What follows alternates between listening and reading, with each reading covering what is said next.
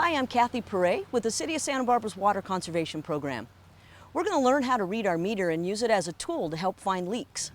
Your meter box is located in the area right by the street, usually in the parkway. You'll find it in a concrete box. A lot of times it says water meter on it. Bring a tool, or you can use your finger. You're going to lift the lid. We're going to open the top of the meter, and inside this is the tool we're going to use. First thing to notice is this little white triangle right in the middle of the dial. That's your leak indicator. If there's any water running through the pipes from the street to your house, that little dial will move. It's like a little propeller inside. Smallest stream will make it move. This meter isn't showing any leaks, so we're going to have my assistant run some water. Turn it on. There, notice that spinning? That means that there's water running through this. You can also see that the red arrow was moving, and it went from down at the 0.7 to 0.8. So each of these spaces is 3/4 of a gallon. One of the other uses for the meter as a tool is to measure how much water flow comes from our appliances. The easiest one to measure is the toilet. I'm going to have someone in the house flush the toilet. We mark that this red arrow's on the 0.9. Let's flush it.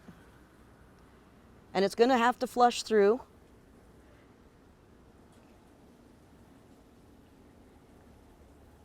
And we're going to let it finish its job, and then it's going to refill.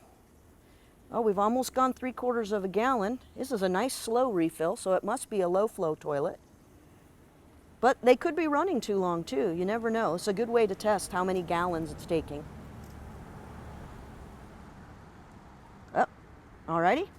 The toilet fill cycle, each of these numbers is 3/4 of a gallon. We use just less than 1.5 gallons for that toilet flush. That's a high efficiency toilet. You can also use the numbers along the bottom of the meter here as a tool to help to determine exactly how many gallons maybe your washer uses or your dishwasher uses. These are like a car odometer. The white numbers would be the miles, or your billing units, also known as 100 cubic feet. The black numbers would be the tenths of a mile, but in a water billing, we go by how many 100 cubic feet. So these are all a cubic foot. One time around with the arrow changes this from a 10 to an 11, and it's 7.48 gallons. So once this hits 99, it'll change your billing unit to the 47, and you will have used 1 HCF of water, or 748 gallons. If you wanted to use this as a tool to figure out how much water, say, an irrigation zone used, what you could do is write this number down, 1146.10, put one of your sprinkler zones on, time it. I usually time it for a 1-minute cycle. Turn it off, come back out, read what the number says now. There's also other parts of the meter that are just as important as the numbers. There's an emergency shutoff in here. In case of a large leak on your property, you need to turn that handle so that you can stop the water right at the meter. You can use other shutoffs on your property to help determine where the leak is by watching the arrow moving in here. And then most homes have a shutoff where the water comes into the house. So we're looking at 2 different shutoffs here. The one that's connected to the copper pipe is the one coming from the meter, from the main line. When we shut this off, it shuts off all the water from this point out. So it goes through the pressure regulator that goes into the house. This water would go to the house, and then this would go over and go to the irrigation system. But with this off, it goes absolutely nowhere.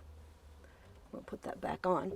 If we think that we've got maybe a leak in the irrigation system, or we know we've got a broken pipe and we want to stop it from running, having a shutoff right at the beginning where it hooks up to the water, you can just turn that handle up. When the handle goes across the pipe, that means there's no water that can go through it. So right now, everything from this point out to the irrigation is shut off, but we can still use the fixtures inside the house.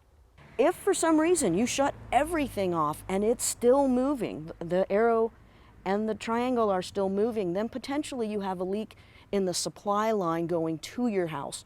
And for those type of repairs, you should call in a professional to help you find exactly where that leak is. If you're not going to be home during the day until the plumber can get there, you can shut the water off right at the valve, and that'll stop the water from leaking.